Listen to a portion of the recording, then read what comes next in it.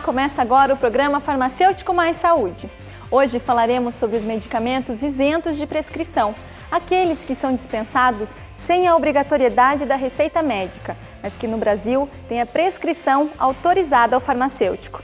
Para tratar deste tema, convidamos o Dr. Arnaldo Zubioli e o programa de hoje tem muito mais. No quadro Bem-Estar, você vai aprender a fazer um suco saboroso e saudável. E também mostraremos o trabalho e a importância do farmacêutico em uma de suas tantas áreas de atuação. Não saia daí, voltamos em instantes.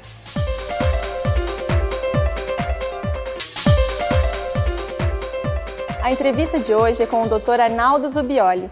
Ele é farmacêutico bioquímico pela Universidade Federal do Paraná, doutor em Ciências Farmacêuticas pela Universidade Estadual de Maringá, autor de diversos livros sobre a profissão farmacêutica e presidente do Conselho Regional de Farmácia do Paraná de 2014 a 2017.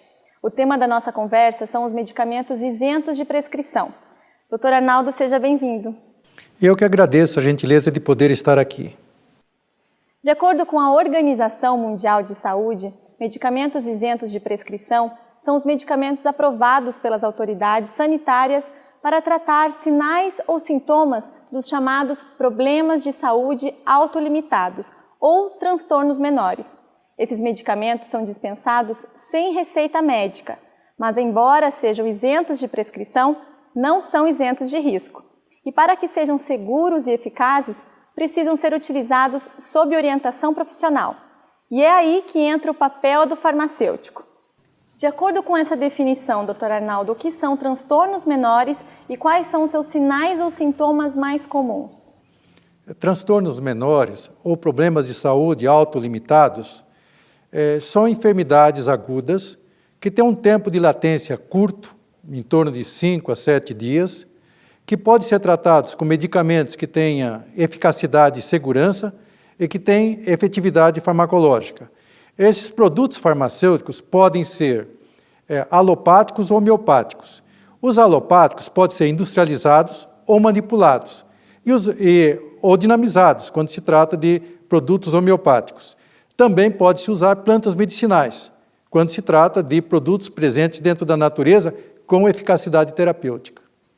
E quais são os medicamentos isentos de prescrição mais utilizados pela população? Os medicamentos isentos de prescrição mais utilizados pela população são os anti-inflamatórios não esteroides, inclusive é bom se mencionar que o primeiro deles foi o ácido acetil salicílico, que foi lançado em 1916 no Brasil. Observando assim em geral, ele tinha o nome comercial de aspirina. Depois veio o paracetamol, foi o segundo anti-inflamatório não esteroide que também foi lançado no mercado. O que esses produtos têm em comum? Tem a dipirona, tem o naproxeno, cetoproxeno, quer dizer, são vários produtos, e o mais usado hoje em dia seria o ibuprofeno. O ibuprofeno também está disponível dentro do mercado em 200 mg, 400 mg, 600 mg. Todos eles em comum têm ação anti-inflamatória, alguns mais, outros menos, ação antipirética, que é uma ação contra a febre, mas alguns não têm essa atividade, alguns só têm atividade antipirética, analgésica e não têm atividade anti-inflamatória. Então, os produtos nessa classe farmacológica podem ser chamados de anti-inflamatório, antipirético e analgésico. Desses produtos, os mais utilizados certamente são os anti-inflamatórios não esteroides. Além disso, a dipirona também, que tem mais atividade antipirética, são apresentados em várias formulações, né?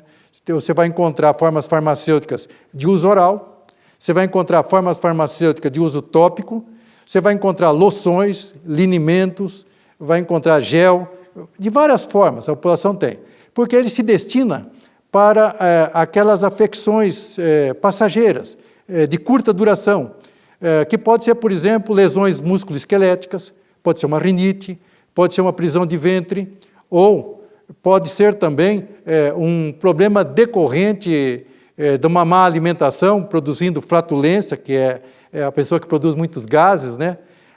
Enfim, vários dos transtornos que são autolimitados e, como disse anteriormente, que tem uma duração de 5 a 7 dias. Servem para que o farmacêutico, ele, de acordo com as características do paciente e das necessidades dele, ele vai selecionar um produto que tem, em primeiro lugar, a efetividade, depois tem a segurança, ou seja, as reações adversas que podem ser produzidas pelo medicamento são tão pequenas que o paciente suporta, ou poucas pessoas podem apresentar aquelas reações adversas. E tem que ter qualidade, ou seja, o laboratório produtor, ou quando é manipulado na farmácia, tem que ter a confiança e a qualidade que é exigido de um produto farmacêutico. Tá certo. Doutor Arnaldo, se a dispensação desses medicamentos é feita sem a receita, por que consultar o farmacêutico e exigir a prescrição farmacêutica? Porque o farmacêutico, quando ele prescreve, ele faz uma avaliação, primeiro do paciente, quais são os seus característicos, se ele tem algumas enfermidades anteriores, concomitantes, né? Por exemplo, se é diabético, se é hipertenso, ou se tem outra enfermidade crônica não transmissível. O segundo ponto, ele vai analisar se aquele medicamento não vai causar uma interação farmacológica. Quer dizer, os medicamentos, eles atuam entre si. Um medicamento pode anular o efeito de outro, pode somar, dar um efeito maior, a soma dos dois medicamentos, e às vezes pode atrapalhar até a velocidade de absorção do medicamento dentro do organismo. Nesses casos, o farmacêutico avalia não só a questão da efetividade da interação farmacológica, mas também se há interação com os alimentos, se há interação com o fumo e se há interação com o álcool. Por exemplo, nós sabemos os efeitos deletérios da interação do paracetamol com o álcool. Ok, doutor Arnaldo. E no próximo bloco, nós vamos continuar nossa conversa com o Dr. Arnaldo Zubioli sobre medicamentos isentos de prescrição, porque agora nós vamos conhecer uma receita de um suco super saudável. É o quadro Bem-Estar.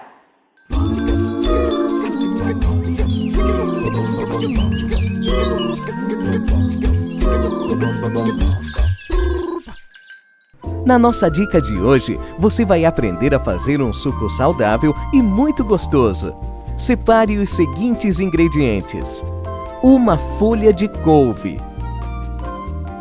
uma maçã, um pepino, um copo de suco de laranja e gelo. Bata no liquidificador até ficar homogêneo.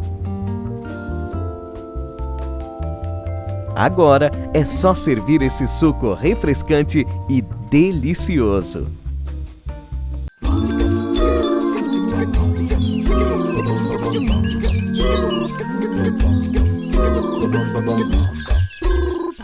Alcance uma alimentação saudável, saborosa e balanceada. No Guia Alimentar para a População Brasileira, o Ministério da Saúde recomenda o consumo de alimentos frescos e naturais, como frutas, arroz, feijão e legumes. Evite os alimentos ultraprocessados, como o macarrão instantâneo e refrigerantes. O SUS também é informação. O SUS é seu. Use. Defenda. Hoje estamos conversando com o Dr. Arnaldo Zubioli sobre medicamentos isentos de prescrição. Doutor, será que as pessoas têm mesmo o costume de tomar medicamentos por conta própria? O Conselho Federal de Farmácia foi às ruas e constatou que a população não está atenta aos riscos da automedicação. Vamos ver. O brasileiro faz uso responsável de medicamentos? Cerca de 25 mil medicamentos são comercializados no Brasil. O que pouca gente sabe é que os medicamentos são uma das principais causas de intoxicação no mundo. Nos últimos 5 anos, o Brasil registrou quase 60 mil internações causadas por intoxicação com medicamentos. Só no ano de 2010, foram registrados 27.710 casos. No Hospital das Clínicas da Universidade de São Paulo, são 600 casos por mês. Usar medicamentos sem orientação de um farmacêutico realmente é um grande risco. Mas será que os brasileiros têm consciência disso? O Conselho Federal de Farmácia foi às ruas para conferir. Criamos um medicamento fictício. Atores foram contratados para fazer a distribuição.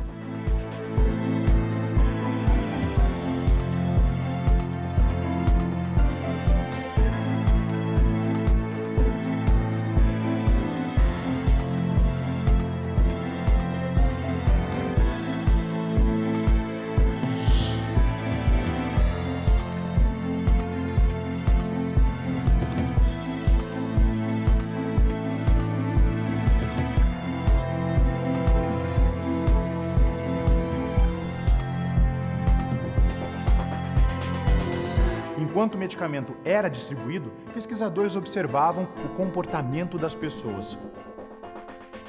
Os resultados impressionaram. 85% não perguntaram para que o medicamento era indicado. 99% não perguntaram quem era o fabricante e menos de 1% perguntou sobre as contraindicações. Podemos concluir que boa parte da população desconhece ou não dá devida importância aos riscos da automedicação. Medicamento é coisa séria. Antes de usar, consulte sempre um farmacêutico. Uma campanha dos Conselhos Federal e Regionais de Farmácia. Doutor Arnaldo, pelo jeito muitas pessoas têm o hábito de usar medicamentos sem a orientação de um profissional da saúde. Quais os riscos de usar essas substâncias por conta própria? Os riscos da utilização de medicamentos por conta própria são muitos. Deve-se lembrar sempre, o medicamento ele tem efeitos positivos sobre a saúde da pessoa, sobre o seu bem-estar, mas tem efeitos negativos.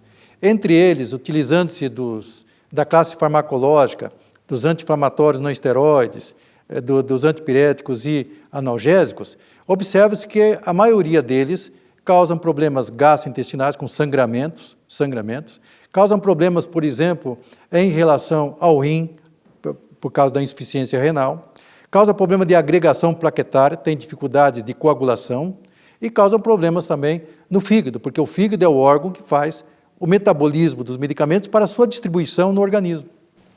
Tá certo, doutor. O senhor é a favor, o senhor concorda com a existência dos MIPs, medicamentos isentos de prescrição?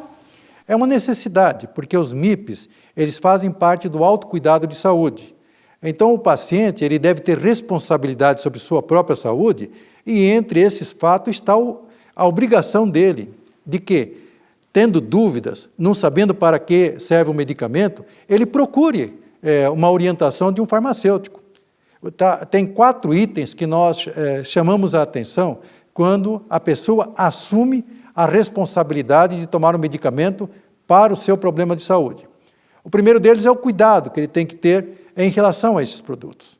Depois, a seleção. Qual é o medicamento que vai fazer? E aí ele tem que ter o farmacêutico, para que possa dizer para ele, entre vários medicamentos disponíveis, qual aquele que tem maior efetividade e segurança para ele. Ler as informações da bula. E, principalmente, se ele está tomando o produto 5 dias, 3 ou 4 dias, até 5, não fez efeito, para. Consulte o farmacêutico, porque ele vai dar a orientação da necessidade de procurar qual tipo de médico se fica mais adequado àquele problema de saúde que ele tem. Faz bem contar com o farmacêutico, não é, doutor Arnaldo? Muito obrigada pela sua participação no nosso programa. Tenho certeza que esclareceu as dúvidas de muita gente. Eu só tenho a agradecer esse programa que tem levado informações tão preciosas aos vários dos nossos telespectadores. Vamos conhecer agora um pouco mais sobre a profissão farmacêutica? Roda o quadro Farmacêutico em Ação.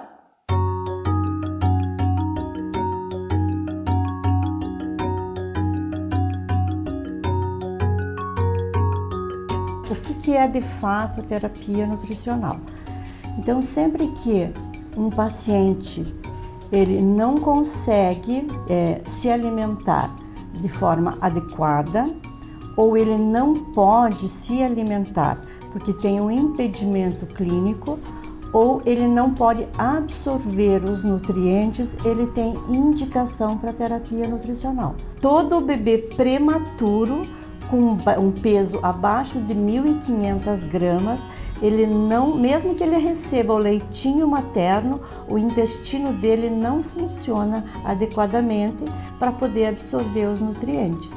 Então, todo bebê de muito baixo peso, ele necessariamente vai precisar de nutrição parenteral. Já na criança e no adulto, por um período, eles conseguem suportar, mas é um período curto, porque é o que ele tem de reserva.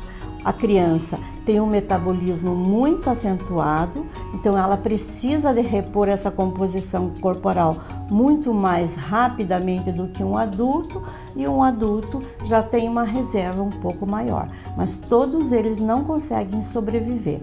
Pacientes que foram submetidos a uma perda muito grande do intestino, por exemplo, eles vão precisar de nutrição parenteral para o resto da vida para poderem sobreviver.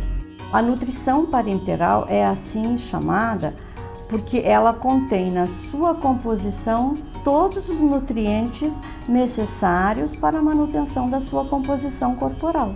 E nessas situações é que entra o farmacêutico colaborando com o que pode, o que não pode receber, quais são as ações de cada um dos nutrientes e orienta a família em relação aos cuidados com a administração, com a conservação do produto, enfim, N ações é que vão estar garantindo que a nutrição parenteral, a farmacoterapia possibilitem a condição de vida desse paciente.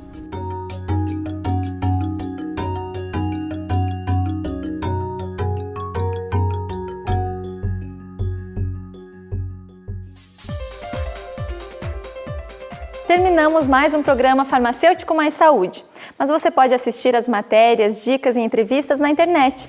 Basta acessar o canal do Conselho Federal de Farmácia no YouTube. Muito obrigada pela sua audiência e até o próximo. Tchau!